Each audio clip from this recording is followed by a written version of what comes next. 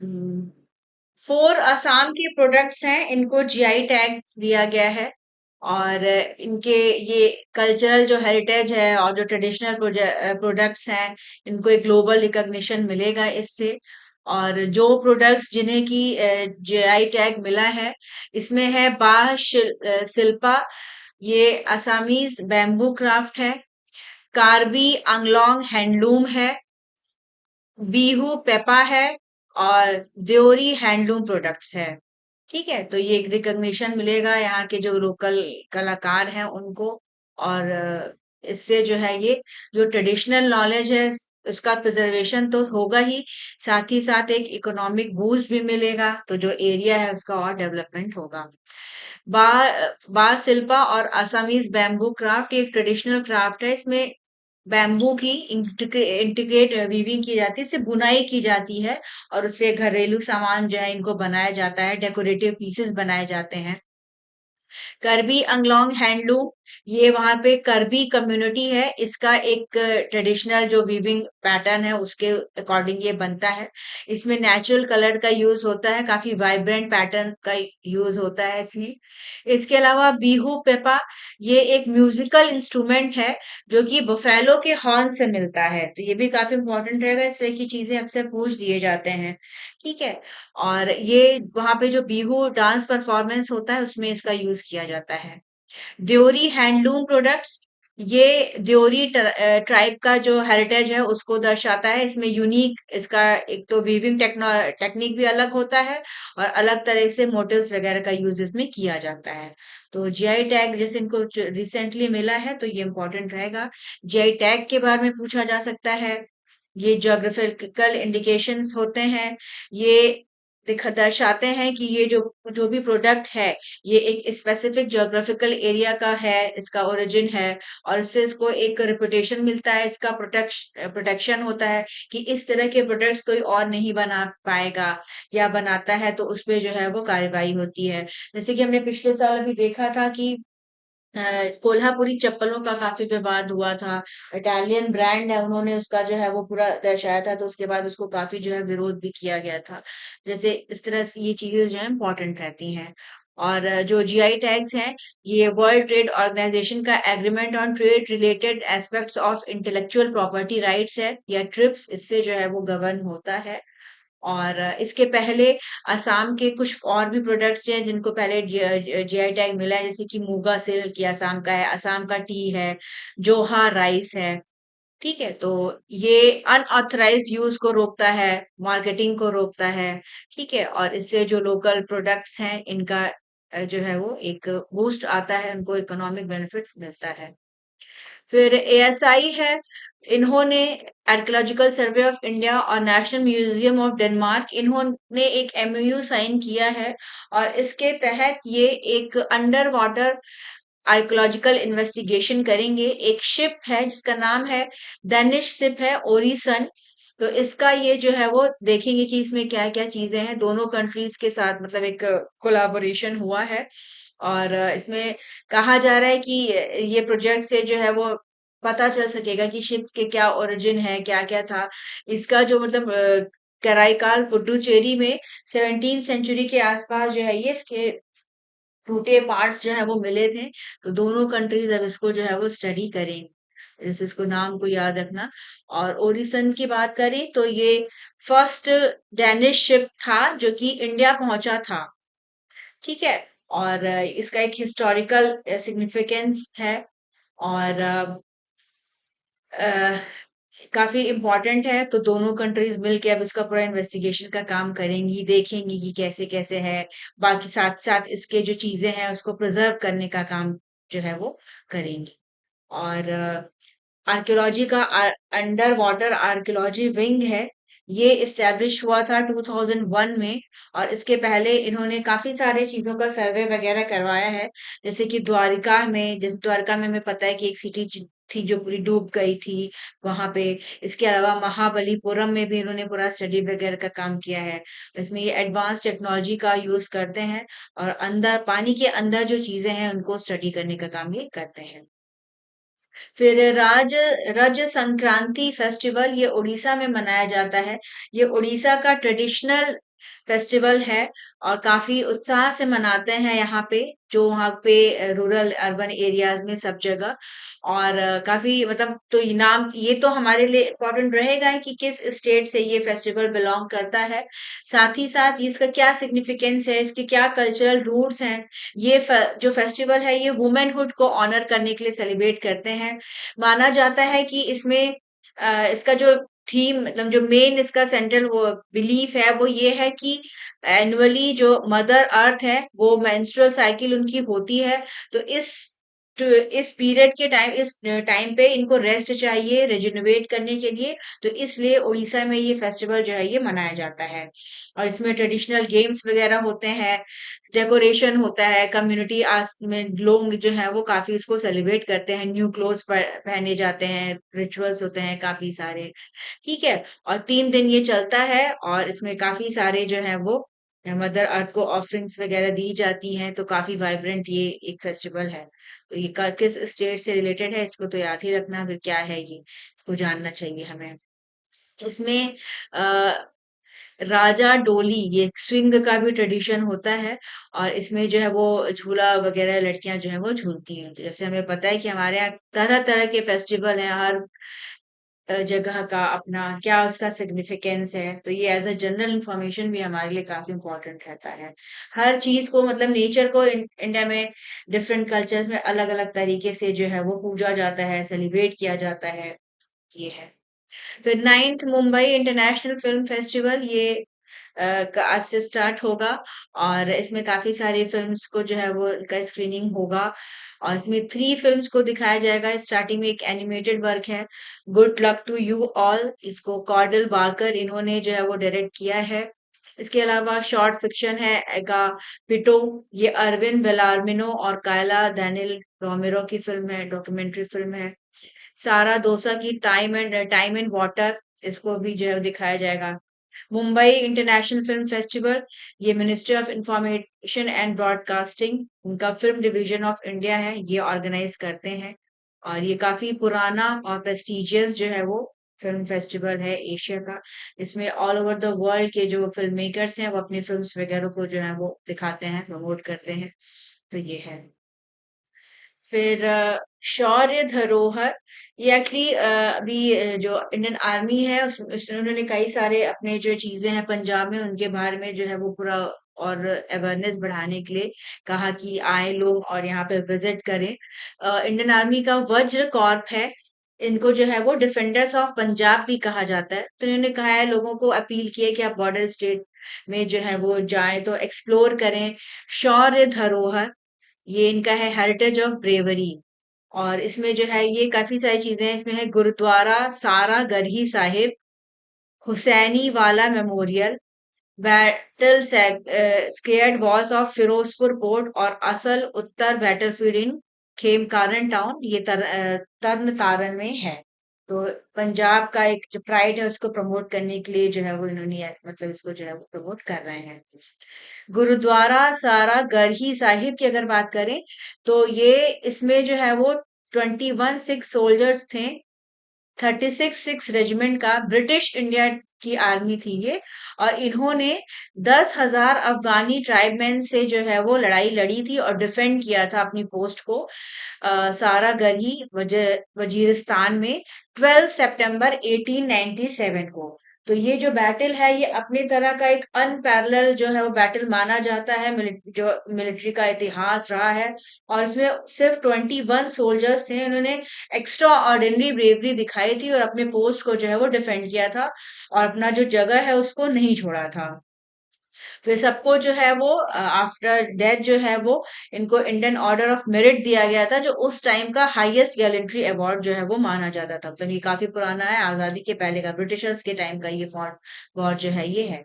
इसके अलावा हुसैनी वाला नेशनल मार्टर्स मेमोरियल, ये 3 हमारे जो फ्रीडम फाइटर्स हैं शहीद ए आजम भगत सिंह राजगुरु और सुखदेव, उनका मेमोरियल है ये। और इनका जो रोल था फ्रीडम स्ट्रगल में उसको जो है ये एक ट्रिब्यूट देता है। इन्हें जो है वो लाहौर के सेंट्रल जेल में हैंग किया गया था 23 मार्च 1931 को। उसके बाद सीक्रेटली इनको हुसैनी वाला पे जो सतलज रिवर है वहां पे इनका क्रिमेशन कर दिया गया था, तो इनको भी वो दर्शाता है।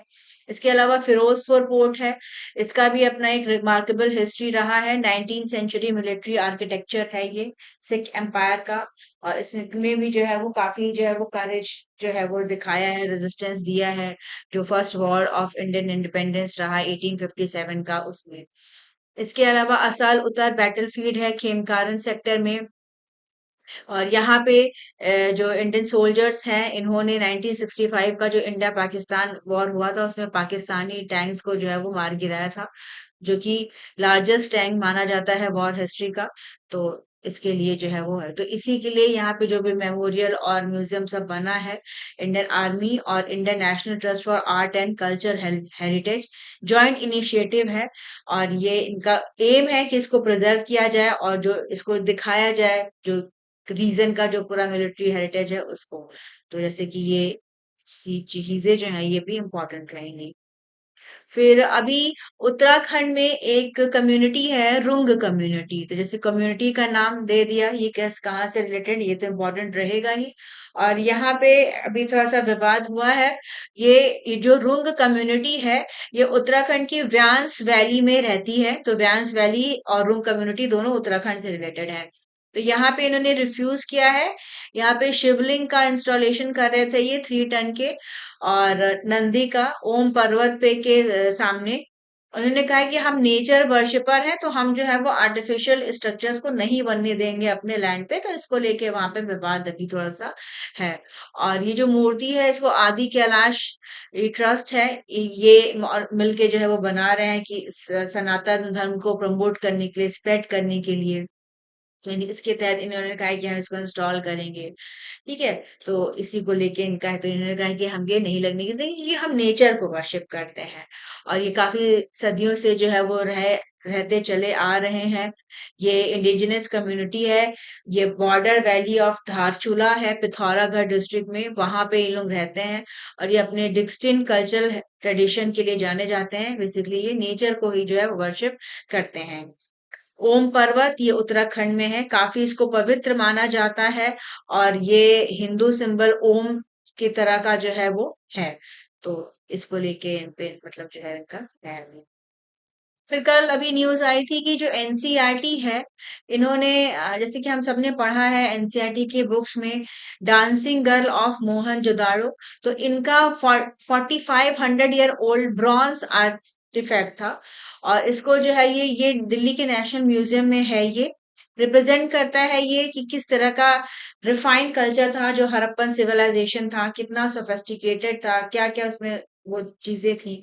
तो क्लास 9 की जो आर्ट एजुकेशन टेक्स्ट बुक है, इसमें जो ये फिगरिन था, इसका जो टॉर्सो है उसको इन्होंने पूरा कवर कर दिया एक शीट से। तो इसको लेके काफी विवाद था कि मतलब एंशंट टाइम का है और इसको जो है वो किया था, मतलब इन्होंने किया। तो जैसे कि बहुत सारी चीजें जो है वो चेंज करने का हो रहा है एनसीईआरटी के बुक्स में, काफी सारी चीजें इनको लेके क्रिटिसाइज भी इनको किया जाता है। ठीक है। और इसमें इसके पहले भी जैसे गुजरात राइट्स पे, बाबरी मस्जिद डिमोलिशन पे काफी सारी चीजें जो है वो इंक्लूड की गई हैं, इनको फिर डिलीट किया गया। तो इसी में इनको भी किया गया है। तो अभी फिलहाल उन्होंने कहा था कि हम इसको पूरा कवर रखेंगे टॉर्सो को, लेकिन फिर से अभी इनका ऑर्डर आया है। एनसीईआरटी ने कहा है कि नहीं, हम अब जो ओरिजिनल इमेज थी डांसिंग गर्ल की उसको एज इट इज रहने देंगे, उसमें कोई भी चेंज नहीं करेंगे। अब एजुकेशन मिनिस्ट्री ने इनसे कहा है कि आप जो है वो एक्सप्लेनेशन दीजिए कि क्या था, क्यों ऐसा किया। क्योंकि क्लास 6 में ये जो मूर्ति है ये एज इट इज ही है। तो क्लास 9 में उसको पूरा ढकने का क्या ही सेंस बनता है, बच्चे तो पढ़ ही रहे हैं, बुक देख ही रहे हैं, और बहुत छोटी सी इमेज रहती है उसकी, तो उसका कोई बहुत वो नहीं है। लेकिन ये जो डांसिंग गर्ल ऑफ मोहनजोदाड़ो है ये काफी सिग्निफिकेंट है। और इसी को लेके चूंकि इसमें चेंजेस किया गया था, तो इस पर डिबेट एक स्टार्ट हो गई थी। ये 1926 में इसकी डिस्कवरी किया गया था इसको मोहनजोदाड़ो से। ये एक UNESCO world heritage site artifact है। ये इंडिया के एंशियंट हेरिटेज का एक सिंबल है। ठीक है, तो इसमें एक फीमेल फिगर को दिखाया जाता है जिसमें एक फीमेल है जो कि बहुत कॉन्फिडेंटली खड़ी हुई है। उसके काफी सारे और ऑर्नामेंट्स उसने पहन रखे हैं, तो इसको लेके विवाद था। तो अभी कल था कि मतलब इन्होंने ऐसा किया है एनसीईआरटी ने, फिर इन्होंने फिर क्लैरिफाई किया कि नहीं, एज इट इज ये अब हम उसको रहने देंगे, उसको टच नहीं करेंगे, जैसा है वो वैसा ही रहेगा। फिर अभी वाइस प्रेसिडेंट ऑफ इंडिया, इन्होंने रिलीज किया है एक बुक जिसका टाइटल है अगथिया द यूनिफियर। ये उपराष्ट्रपति भवन में फंक्शन हुआ न्यू दिल्ली में, वहां पे इसको इन्होंने रिलीज किया। और इसमें एंशंट एक संत थे अगथियार, उनके बारे में दिखाया गया है। ये दोनों ही नॉर्थ और साउथ इंडियन ट्रेडिशन में जो है वो जाने जाते हैं। और इसमें उन्होंने कहा कि जैसे जो उपराष्ट्रपति हैं, उन्होंने मेंशन किया कि तमिलनाडु का पोथिगई हिल्स है, रिवर कावेरी है, उसके बारे में रेफरेंस दिया। और इनके बारे में बताया कि अगथियार, या इनको अगस्त्य भी कहा जाता है, काफी रिनाउंड सेंट रहे हैं ये हिंदू मिथोलॉजी में। और इनको सप्त ऋषियों में एक इनका जो है वो प्लेस है। इन्हें क्रेडिट जाता है, इन्होंने बहुत सारे हिम्स लिखी हैं ऋग्वेद में। साथ ही साथ तमिल लिटरेचर लिटरेचर के ये एक की फिगर जो है वो रहे हैं, तो इनका काफी इम्पोर्टेंस है। तो इन्हीं के बारे में बुक जो है वो इन्होंने रिलीज किया। और संगम पीरियड के थे ये। और पोथी गई हिल्स, इनको अगस्त से मलाई भी कहा जाता है, माना जाता है कि यहीं पे ये रहते थे। और कावेरी रिवर जो है ये भी इनसे जुड़ी हुई है। और इसके मतलब ठीक है। और जो तमिल संगम ट्रेडिशन है, ये एंशियंट लिटरेरी एकेडमिक्स है जो कि काफी यहाँ पे फ्लरिश हुआ। और इनको जो है फाउंडर माना जाता है फर्स्ट संगम का।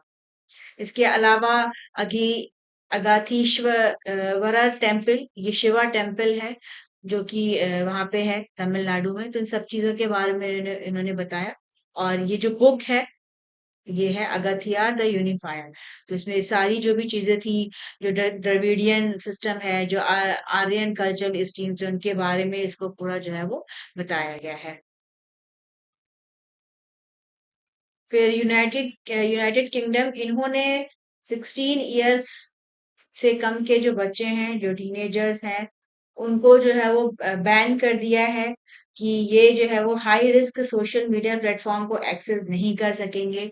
तो यहाँ के जो प्राइम मिनिस्टर हैं केयर स्टारमर, इन्होंने कहा कि काफी बिग मूवमेंट है, क्योंकि एक काफी बड़ा ये चैलेंज हो गया है कि कैसे जो बच्चे हैं और उनका जो फ्यूचर है उसको प्रोटेक्ट किया जाए, जो हार्मफुल इफेक्ट्स हैं सोशल मीडिया के उनसे। क्योंकि माना जा रहा है कि जो यंग पीपल है, इनके मेंटल हेल्थ पे और सेफ्टी पे सोशल मीडिया की वजह से काफी इम्पैक्ट जो है वो पड़ रहा है। तो ये एक ब्रॉडर पुश है यूके गवर्नमेंट का। और इसके तहत जो ऑनलाइन सेफ्टी रेगुलेशंस हैं उनको और जो है वो बेहतर किया गया है। और पूरा इम्फेसिस दिया जाएगा कि इस तरह का मैकेनिज्म रहे जिससे जो बच्चे हैं वो इसको यूज जो है वो ना कर पाए।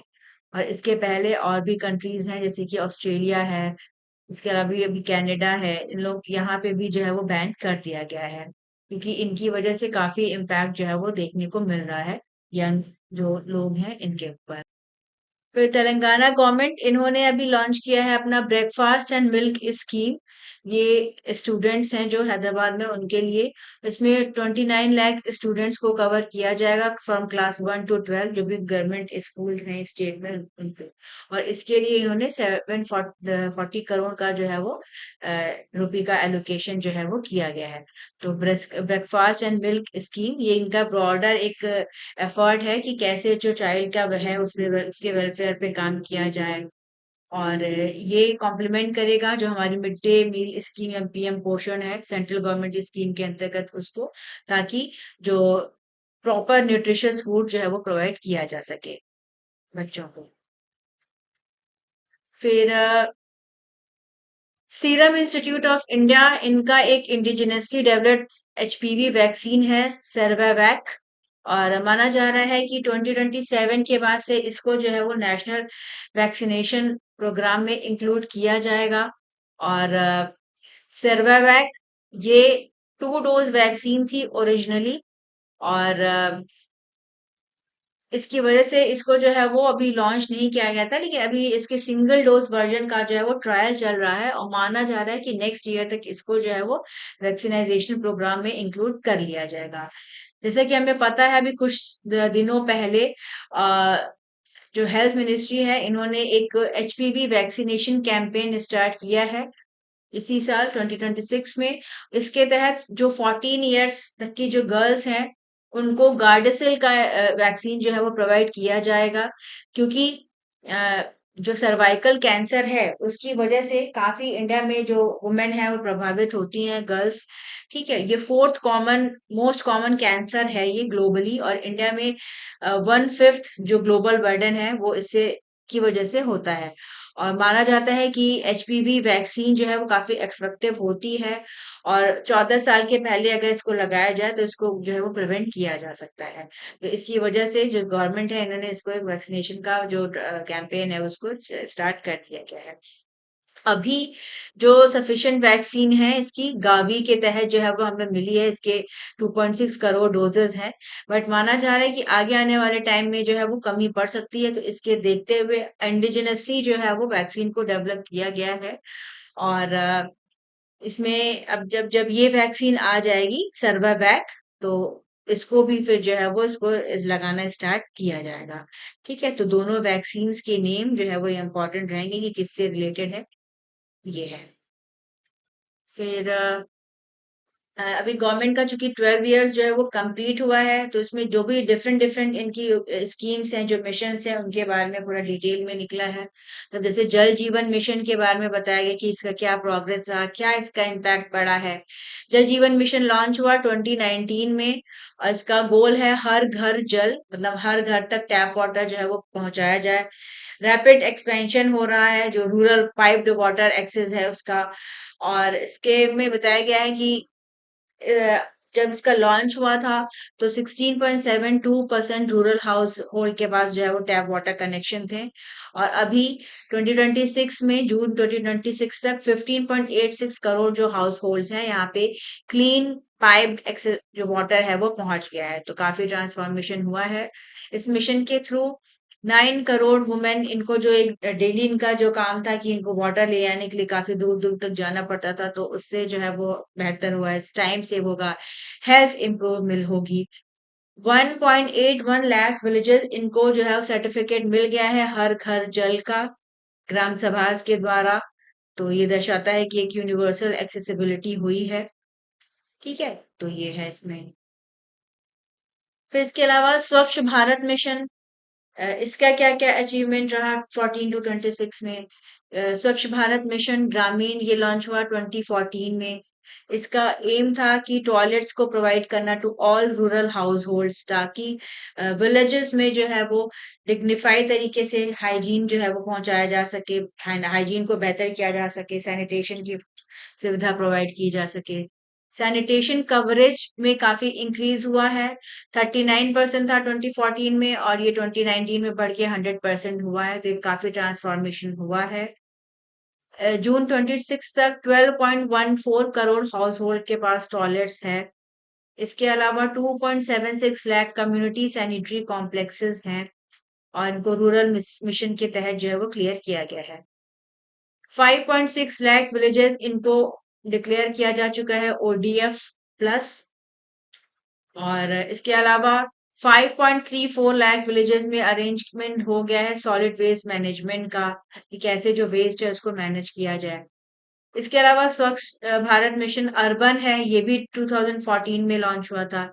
इसके थ्रू भी जो सैनिटेशन है अक्रॉस सिटीज उसको बेहतर किया गया है। और 64 लाख हाउस होल्ड जो है वो यहाँ पे टॉयलेट्स बने हैं। 6 लाख कम्युनिटी टॉयलेट जो है वो अर्बन एरियाज में बने हैं। अर्बन वेस्ट प्रोसेसिंग ये बढ़ा है, 16% से 82% हुआ है। Door to door waste collection 98% हुआ है 26 में। 2014 में ये 43% था। अर्बन लोकल बॉडीज हैं जो भी 35 स्टेट्स और यूटीज की, इनको ओपन डेफिकेशन फ्री जो है वो अक्टूबर 2019 में जो है वो डिक्लेयर कर दिया गया था। फिर जो डब्ल्यूएचओ है उसके एस्टिमेट के अकॉर्डिंग डायरिया से जो डेथ होती थी उनमें काफी गिरावट आई है, क्योंकि सैनिटेशन बेहतर हुआ है। तो करीब 3 लाख जो है वो कम डेथ्स हुई हैं, तो इसका एक मेजर इम्पैक्ट देखने को मिला है। जैसे अभी योजनाओं के बारे में निकल रहा है तो ये काफी इम्पोर्टेंट रहेंगी कि इनका डेट भी, इनका क्या क्या था, क्या क्या इनका अचीवमेंट हुआ, ये सारी चीजें इम्पोर्टेंट।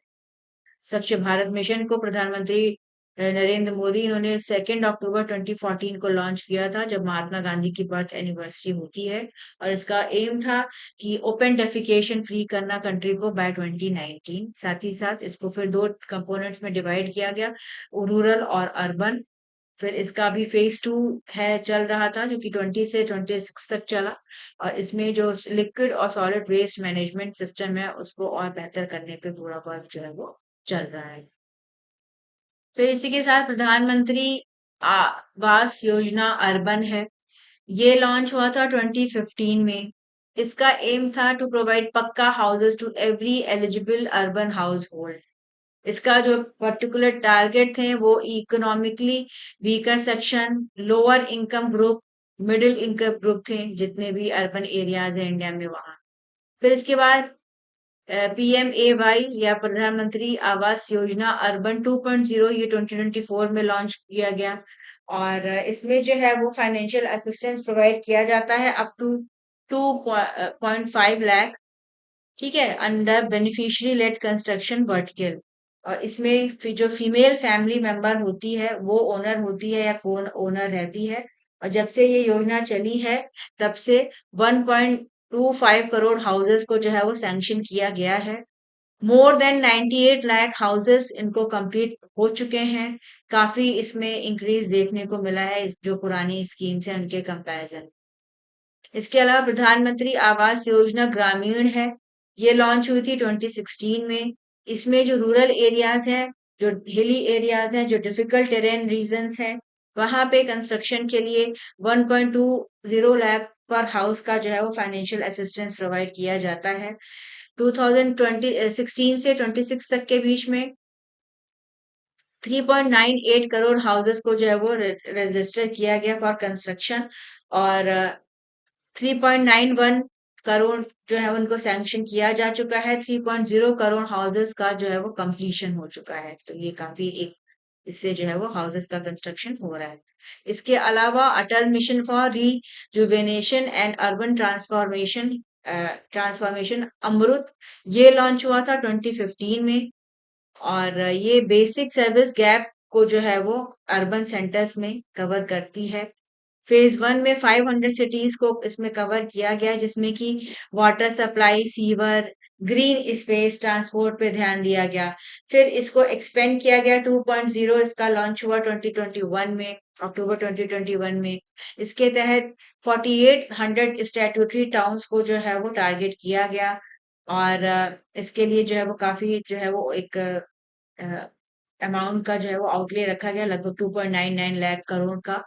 और मतलब डिफरेंट इसमें जो है वो बताया गया है कि अमृत 1 और अमृत 2 को लेके जो है वो काफी करीब 62,983 करोड़ का जो है वो सैंक्शन जो है वो किया गया। और इससे जो एरियाज हैं, रूरल अर्बन एरियाज, यहाँ पे जो हाउसेज में कह रहे हैं इनका काफी जो है वो कंस्ट्रक्शन हुआ है और जो एम्यूनिटीज हैं उनको और बेहतर किया है। फिर डीआरडीओ इन्होंने सक्सेसफुली कंडक्ट किया flight test of indigenously developed long range land attack cruise missile LRLACM। इसको उड़ीसा के एपीजे अब्दुल कलाम आइलैंड से जो है वो इसका टेस्टिंग हुआ 16, ठीक है। और ये एक फुल्ली इंडिजिनस प्लेटफॉर्म पे बनी है। और इसमें जो भी इसके सिस्टम्स हैं इसको डीआरडीओ की डिफरेंट लेबोरेटरीज में बनाया गया है। LRLACM ये इंडिया का एक ब्रॉडर इफेक्ट है to develop a family of cruise missiles, जिसमें कि निर्भय बन रही है, सबसोनिक है, ब्रह्मोस ये सुपरसोनिक सीरीज है इसकी। क्रूज मिसाइल जो है ये केपेबल होती हैं of sustain flight at low altitude, मतलब कम ऊंचाई पे जो है ये फ्लाइट जो है वो करती हैं। इनको डिटेक्ट कर पाना काफी मुश्किल हो पाता है, इंटरसेप्शन भी इनका काफी मुश्किल होता है, ठीक है। और इंडिया का जो इंडिजिनस क्रूज मिसाइल प्रोग्राम है, इसका उद्देश्य है कि जो फॉरेन इंपोर्ट्स हैं उस पे हमें जो है वो डिपेंडेंसी उसमें कम ही आए, सेल्फ रिलायंस है, डिफेंस टेक्नोलॉजी और बेहतर हो। इसके पहले के पहले जो है वो निर्भय मिसाइल, इसका भी जो है सक्सेसफुल जो है वो टेस्ट फ्लाइट जो है वो किया गया था।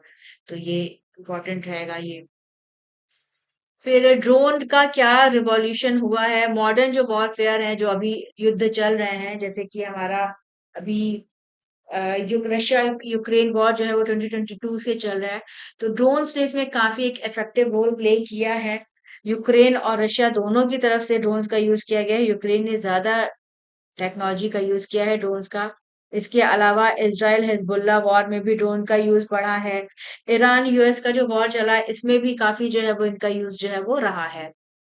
और ये एफपीवी सिस्टम जो है, इन पे जो है वो काफी सारे जो ड्रोन्स हैं इनको बनाया गया है। इन्हें कंट्रोल किया जाता है via live video feed transmitted, मतलब इसमें कैमरा लगा होता है और ये जो है वो इससे ट्रांसमिशन जाता है और इसको जो ऑपरेटर होता है गॉगल्स वो पहना रहता है और फिर वो उसको पूरा ऑपरेट कर पाता है। और जो अगर सबसे प्रोमिनेंट ड्रोन्स की बात कही जाए तो इन जो यूज हुआ है इसमें एक heavy lift hexa copper vampire drones, जिसको कि बाबा यागा कहा जाता है, रशियन फोर्सेस के द्वारा इनको यूज किया गया है। और इसके अलावा एफपीवी कामिकाजे है, ये एक स्ट्राइक ड्रोन्स हैं। तो जैसे कि कभी कभी नाम दे देता है कि ये नाम क्या है, किस चीज का है, तो ये सारे जो है वो ड्रोन्स हैं जिनका की यूज अभी जो वॉर चल रही है इनमें हो रहा है। और इसके अलावा यूक्रेन ने और भी डिप्लॉय किया है ड्रोन्स को। इसमें डीजेआई मैविक 3 है, डीजेआई मैट्रिस 300 आरकेटी प्लेटफॉर्म्स हैं। ठीक है। और इसमें ये लोग जो है वो एफपीवी बेस्ड स्ट्राइक सिस्टम जैसे कि पेगासस है इसको यूज कर सकते हैं करते हैं। और जो इसका सबसे सिग्निफिकेंट जो इनोवेशन है ये है फाइबर ऑप्टिक एफपीवी ड्रोन्स, जो कि रेजिस्टेंट होते हैं इलेक्ट्रॉनिक वॉरफेयर के अगेंस्ट। और ये लो कॉस्ट भी होते हैं। ठीक है। और इनका मतलब फुल फॉर्म है फर्स्ट पर्सन व्यू, मतलब एक ड्रोन कंट्रोल सिस्टम है जिसमें लाइव, जैसे मैंने बताया कि वीडियो को देख के जो है इसको पूरा ऑपरेट किया जाता है। तो जैसे इनके जो नेम्स हैं वो तो हमारे लिए इम्पोर्टेंट रहेंगे। तो जैसे अभी बताया कि ईरान का और यूएस का जो वॉर चल रहा है इसमें भी जो डिफेंस फोर्सेस हैं ईरान की, उन्होंने काफी सारे वॉर का ड्रोन्स का यूज किया। इसमें इनका इंडिजिनसली डेवलप शाहिद वेरिएंट रहा। और इसका इन्होंने इराक, सीरिया, लेबनान इन सब में यूज किया।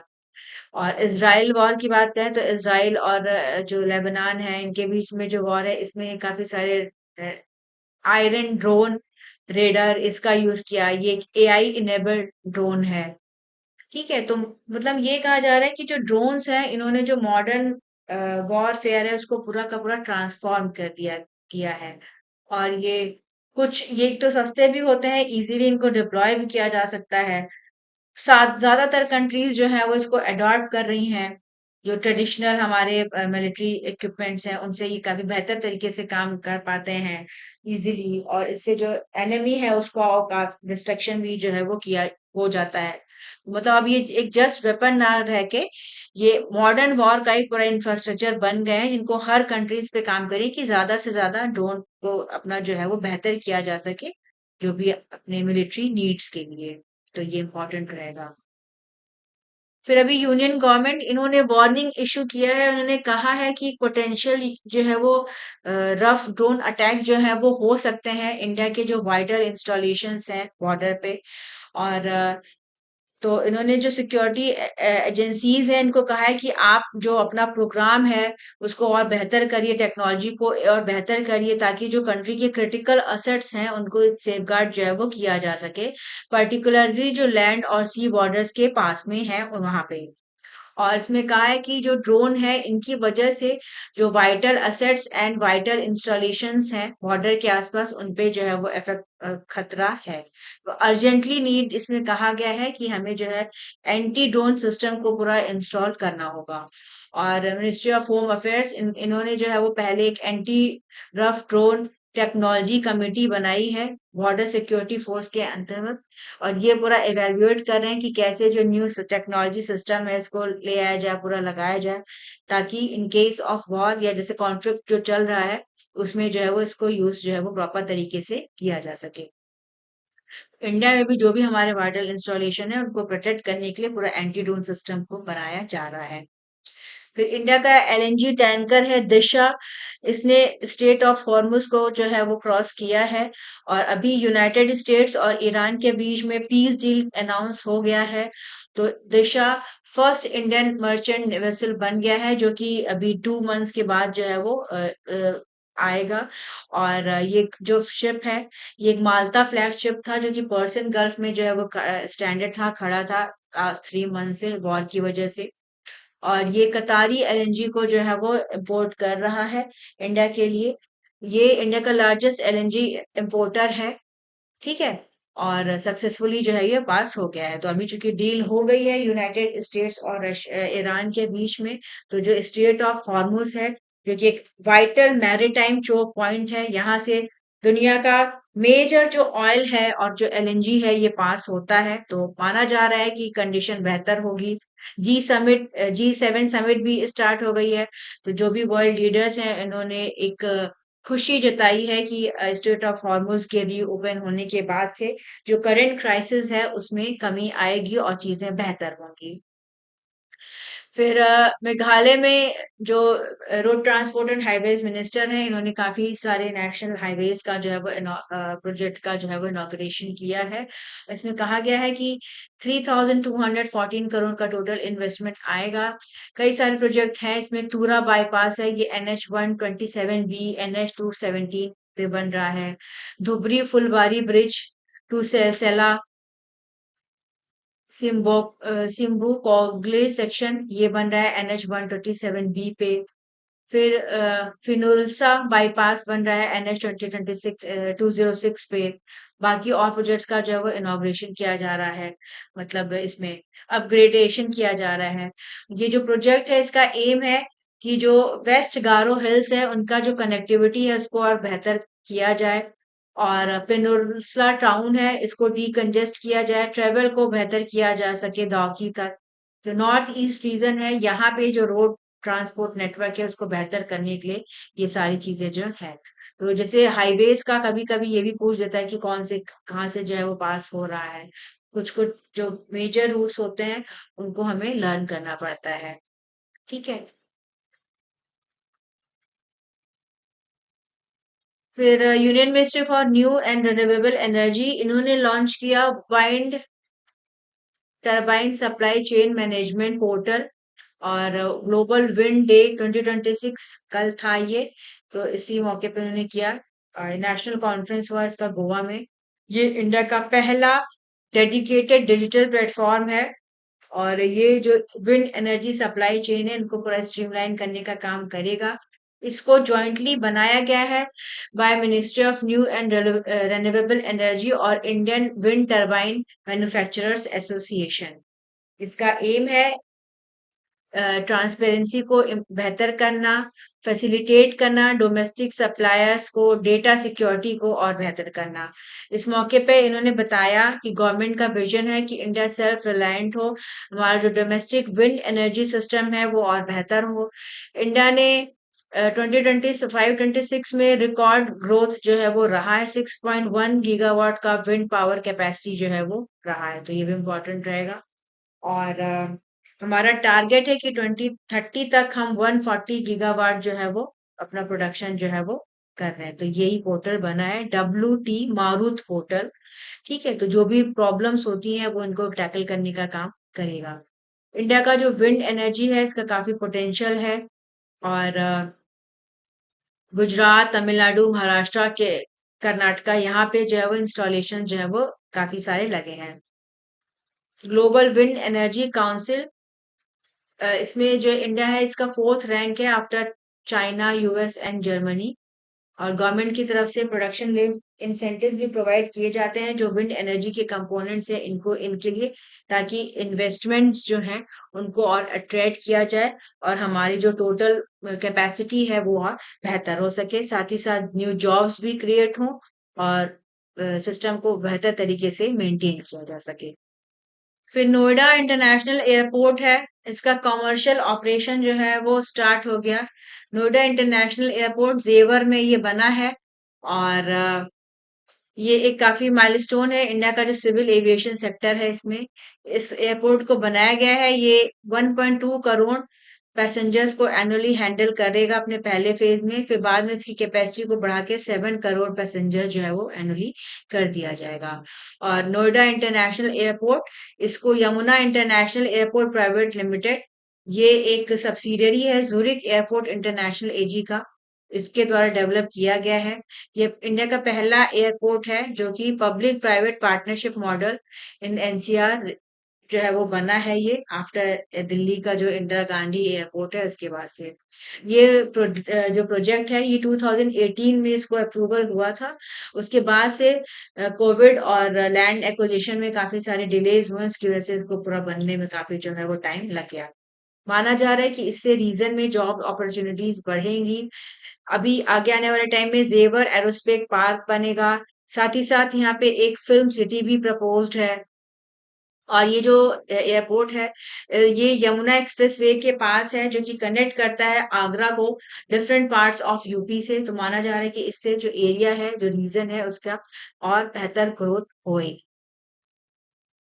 फिर प्रधानमंत्री सहज बिजली घर योजना सौभाग्य, इसके बारे में भी निकला था, क्योंकि हमने जैसे मैंने बताया कि 12 साल कंप्लीट हो गए हैं, तो डिफरेंट जो गवर्नमेंट स्कीम्स हैं उनके बारे में निकला है। और इसमें जो सौभाग्य योजना है, इसका एम है to provide free last mile electricity connections. जितने भी घर हैं रूरल एरियाज में, अर्बन एरियाज में, उनका जो है वहां तक इलेक्ट्रिसिटी पहुंचाई जा सके। और मार्च 2022 तक इस स्कीम के तहत लगभग 2.86 करोड़ जो हाउस होल्ड्स हैं यहाँ तक बिजली को पहुंचाया गया। और एक यूनिवर्सल एक्सेस प्रोवाइड करने की बात जो है वो कही जा रही है। प्रधानमंत्री सूर्य घर मुफ्त बिजली योजना, ये लॉन्च हुई थी फरवरी 2024 में।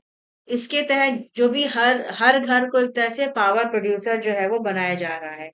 इसके लिए गवर्नमेंट जो है वो 78,000 तक डायरेक्ट जो है सब्सिडी प्रोवाइड करती है बेनिफिशियरीज को, अगर आप अपने घर में सोलर पैनल का इंस्टॉलेशन करते हैं। इसके अलावा हर हाउस होल्ड जो है वो एलिजिबल है for up to 300 free units of electricity per month. मतलब अगर आपके घर में रूफ पे सोलर लगता है पैनल, तो आपको 300 यूनिट जो है वो फ्री रहेगी पर मंथ के लिए। और इसमें मई 2026 तक 40 लाख हाउस होल्ड्स में जो है वो इंस्टॉल हो चुका है ये सिस्टम। टारगेट है कि इसको 1 करोड़ होम्स तक जो है वो 26-27 में पहुंचाना है। इसके लिए गवर्नमेंट की तरफ से 75 करोड़ आउटले रखा गया है। फिर उजाला है Unnat Jyoti by affordable LEDs for all scheme. और ये काफी पुरानी स्कीम है, 14-15 से चल रही है। इसके तहत 37 करोड़ एलईडी बल्ब्स को जो है वो पूरे कंट्री में जो है वो डिस्ट्रीब्यूट किया गया। तो इससे एक जो इलेक्ट्रिसिटी सप्लाई है वो बेहतर हुआ है। इससे education, industry, house hold comfort, ये सारी चीजें जो है वो बेहतर हुई हैं। तो इसके बारे में था, तो ये भी इम्पोर्टेंट रहेगा। सौभाग्य स्कीम या उजाला स्कीम, जितनी भी स्कीम्स इसमें आज निकली हैं, ये सब हमारे लिए इम्पोर्टेंट रहेंगी। फिर इसके अलावा 14 से 26 तक इंडिया का जो रोड नेटवर्क है, इसका एक्सपेंशन हुआ है काफी। और इंडिया सेकेंड लार्जेस्ट ग्लोबली जो है वो रोड नेटवर्क यहाँ पे हो गया है। लगभग 63.73 लाख किलोमीटर का नेटवर्क है। नेशनल हाईवेज में ग्रोथ हुआ है, और 61% का 91,287 किलोमीटर का था 14 में।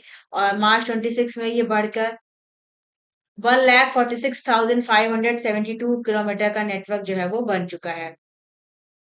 4 लेन और उसके अबव के जो हाईवेज हैं, इनका भी नंबर काफी बढ़ा है।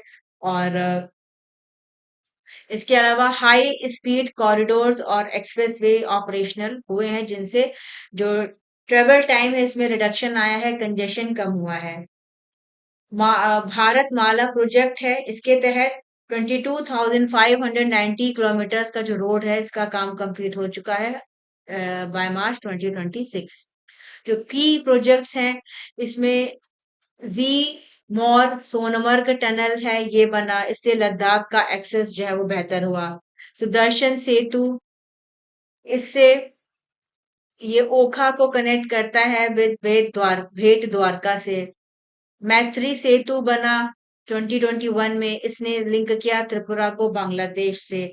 अटल टनल 2020 में बना, ये एक ऑल वेदर कनेक्टिविटी प्रोवाइड किया मनाली और लाहौल और स्पीति के बीच में। तो जो डिस्टेंस है वो काफी जो है वो कट हुआ 46 किलोमीटर का। डॉक्टर श्यामा प्रसाद मुखर्जी टनल 17 में बना।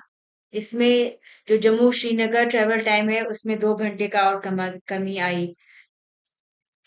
ढोला सादिया ब्रिज ये कनेक्ट करता है असम और अरुणाचल प्रदेश को। ठीक है, तो ये काफी सारी चीजें हैं। इसके अलावा जो रीसेंट अर्बन प्रोजेक्ट्स हैं इसमें दिल्ली देहरादून इकोनॉमिक कॉरिडोर है। ये एशिया का longest elevated wild life corridor बन रहा है। साथ ही साथ अहमदाबाद धोलेरा एक्सप्रेसवे है।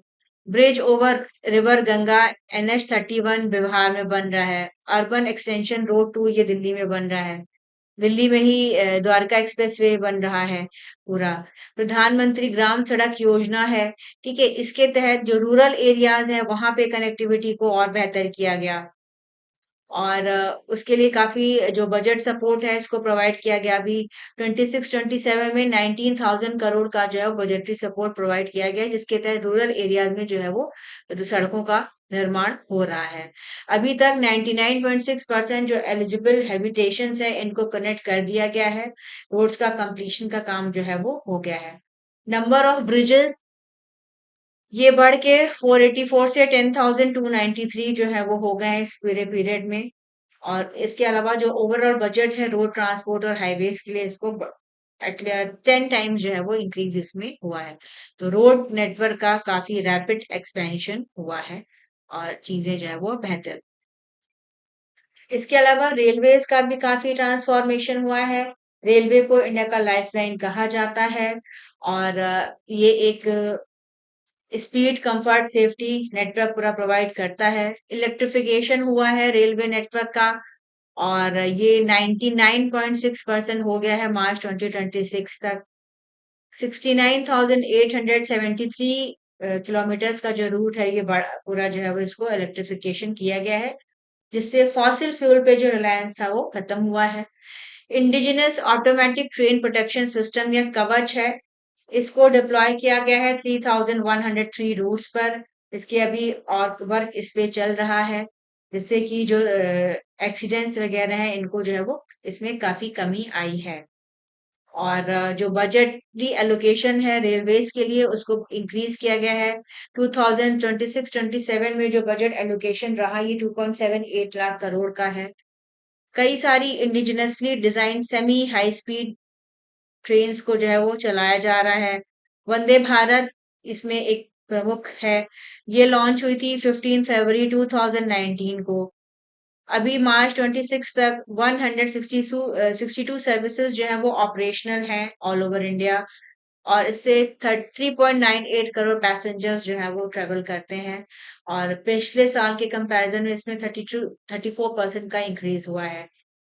इसके अलावा अमृत भारत एक्सप्रेस ट्रेन हैं। ये 60 fully non AC service operational ट्रेनें हैं, जो एक अफोर्डेबल कंफर्ट प्रोवाइड करती हैं लॉन्ग रूट पे। और अमृत भारत स्टेशन ये लॉन्च हुए 2023 में। इसके तहत 1338 रेलवे स्टेशन का रीडेवलपमेंट किया गया। ठीक है, जो स्टेशंस पे जो फैसिलिटीज हैं उनको और मॉडर्न किया गया, अपग्रेड किया गया। तो ओवरऑल रेलवे में भी काफी जो है वो इम्प्रूवमेंट हुआ है। Ahmedabad Mumbai bullet train project ये अंडर कंस्ट्रक्शन है।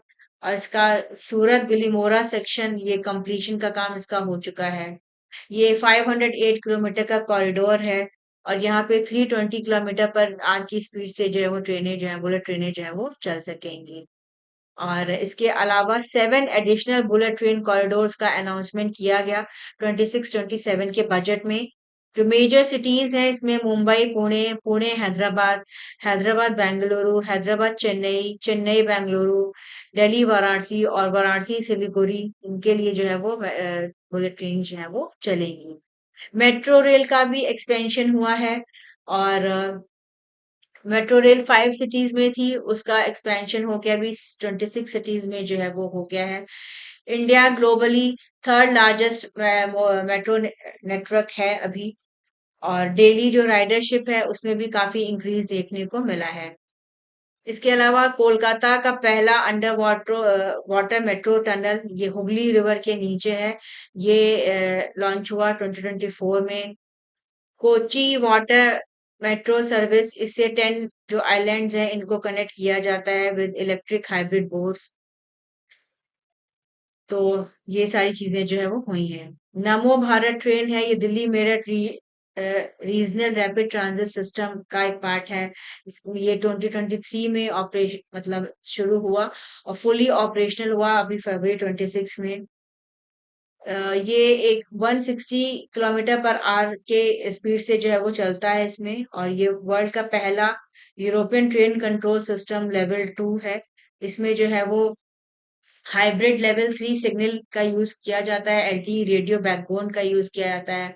बेहतर इसका जो है ये स्मार्ट और सेफ तरीके से जो है वो वर्क कर रहा है। तो ये सारी जो है वो चीजें हैं। इंडियन रेलवे इस्टेब्लिश हुआ था 1853 में। ये वर्ल्ड का लार्जेस्ट रेलवे नेटवर्क है। और इंडिया का कमिटमेंट है कि जो हमारा रेलवेज है इसको इलेक्ट्रीफाई किया जाए, ताकि जो कार्बन का एमिशन है उसको कम किया जाए, लोगों के लिए जो सुविधाएं हैं वो और बेहतर हों। ठीक है। साथ ही साथ बुलेट ट्रेन प्रोजेक्ट स्टार्ट हो रहे हैं, ये जापानीज शिंकानसेन टेक्नोलॉजी से बने हैं। और इसके लिए जापान इंटरनेशनल कोऑपरेशन एजेंसी इनसे जो है वो लोन भी मिला है। इसके अलावा जो हमारा rapid regional rapid transit system है, ये भी एक high speed commuter rail system है जो कि कनेक्ट करता है। तो ये सारी चीजें जो है वो एग्जामिनेशन के लिए इम्पोर्टेंट रहेगी। फिर अभी प्रधानमंत्री मोदी जी जो है वो फ्रांस और स्लोवाकिया के यात्रा पे हैं, G7 समिट में भी वो पार्टिसिपेट करेंगे। तो अभी ये स्लोवाकिया गए थे। यहाँ पे दोनों कंट्रीज के बीच में जो बायलेटरल रिलेशन है उसको बेहतर करने के लिए काम किया गया। प्रधानमंत्री मोदी अपने काउंटर पार्ट रॉबर्ट फिको से मिले। रॉबर्ट फिको स्लोवाकिया के प्राइम मिनिस्टर हैं। और दोनों ही लीडर्स ने जो है वो अग्री किया कि अर्लीस्ट जो है वो इम्प्लीमेंट किया जाएगा India European union free trade agreement को। इससे इकोनॉमिक जो बूस्ट देखने को मिलेगा, जो एंगेजमेंट है दोनों कंट्रीज के बीच में, ये बेहतर होगा। स्लोवाकिया एक सेंट्रल यूरोपियन कंट्री है। इसका पॉपुलेशन 5.5 मिलियन है। ये यूरोपियन यूनियन और नाटो दोनों का मेंबर है। इंडिया और स्लोवाकिया के बीच में जो ट्रेड है, बायलेटरल ट्रेड, ये कंसिस्टेंटली जो है ये ग्रो कर रहा है। ये इंडिया का जो है वो इंडिया का जो एक्सपोर्ट है इसमें मशीनरी, फार्मास्यूटिकल्स और टेक्सटाइल जो है वो आती हैं। और जो स्लोवाकिया है वहां से व्हीकल्स, मशीनरी और इलेक्ट्रिकल इक्विपमेंट्स इंडिया को आते हैं। ठीक है। तो ये है।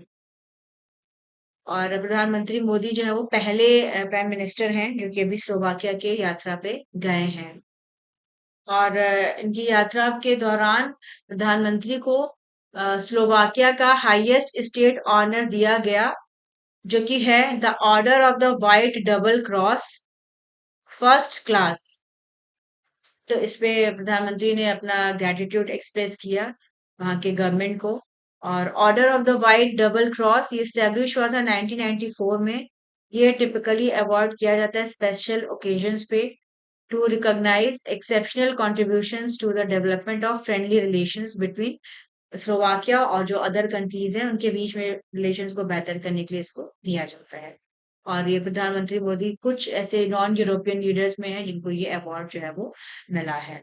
तो अवार्ड भी इम्पोर्टेंट रहेगा क्योंकि अक्सर ये सब पूछा जाता है। फिर फ्रेंच सिटी ऑफ इवियान, यहाँ पे 52nd G7 समिट होगी।